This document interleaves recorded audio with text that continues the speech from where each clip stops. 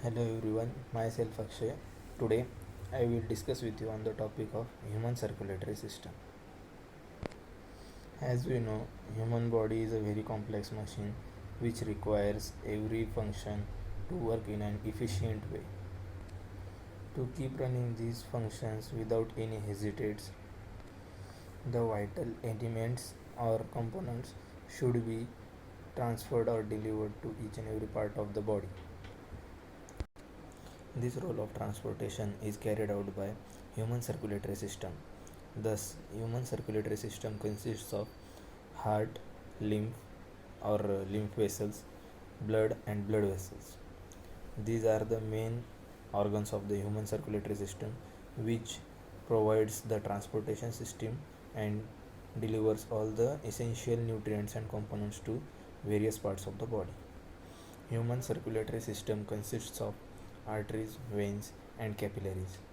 These are the blood vessels which help in carrying the oxygenated blood to various parts of the body from the heart, while it also helps in receiving the deoxygenated blood from various parts of the body towards the heart so that it would get oxygenated, and this cycle continues. It also helps in removing the excess waste or toxins within the blood by sending it out through the body, and helps in purifying the cells and tissues to work to function the work efficiently.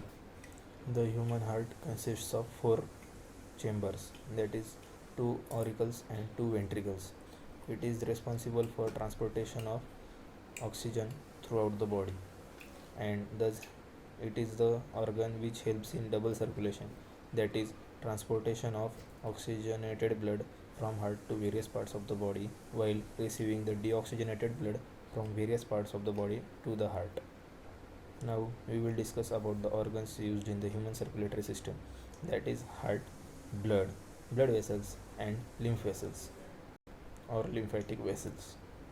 So talking about the heart, it is the muscular organ made up of cardiac muscles or cardiac cells which helps in the pumping out of the blood throughout the body and tries to transport the oxygenated blood to various parts of the body.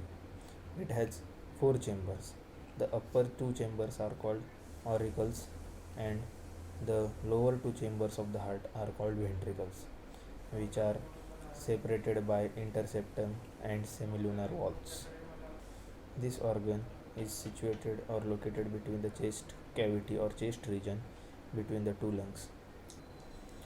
It helps in double circulation, that is the transportation of oxygenated blood from heart to various parts of the body while receiving the deoxygenated blood from various parts of the body towards the heart, and also helps in removal of waste and toxins. The main constituent of this system is blood, which is a connective tissue. The main function of this blood is to transport the nutrients, components, hormones, minerals, and essential components to various parts of the body. Blood flows through the specified pathways called blood vessels. This blood contains blood cells, blood vessels or components, blood plasma, protein, and other mineral components such as calcium and phosphorus, potassium and sodium. Blood cell is composed of a fluid called plasma. This is the fluid part of the blood composed of 90% of water, and the solid part of the blood is RBCs, that is red blood cells, WBC, white blood cells, and platelets. RBC, which is also called erythrocytes, mainly involved in transporting oxygens and nutrients to various parts of the body and removal of waste and toxins. WBCs, that white blood cells, which are also called as leukocytes. These are the specialized cells functioning in the body as the defense mechanism. They provide immunity by fending out or fending off the pathogens or the microbes which are invaded from outside. And platelets, which is also called thrombocytes. These are the cells, they help in forming the clot when there is a wound or cut on the body. Blood vessel is the network of pathways through which the blood travels throughout the body. The blood vessels are arteries, veins, and capillaries. Arteries. These are the blood specialized vessels which help in carrying the oxygenated blood from the heart towards all parts of the body. These are thick, elastic, and small in nature size, divided into many divisions that are we called as capillaries. Only exception is pulmonary artery, which is connected from heart to lungs so that deoxygenated blood should be converted into oxygenated blood.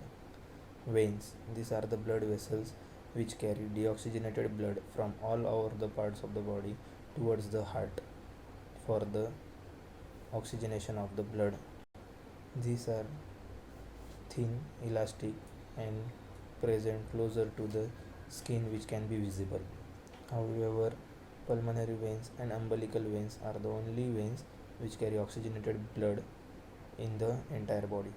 Now, lymphatic vessel, which is another fluid called lymph tissue fluid, which is comprised of interconnected organs, nodes, ducts, and capillaries.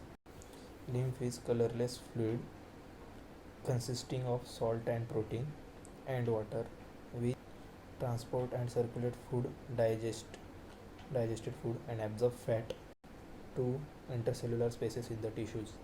Unlike circulatory system, lymph is not pumped, it passes through passively through network of vessels.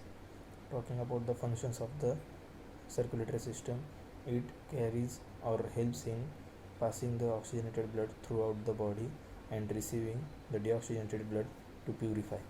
Then helps in sustaining the organs, transport of nutrients, minerals, and components which are vital for the human body. Also helps from pathogens which are invading from outside. Acts interface to the cell interaction. Thank you.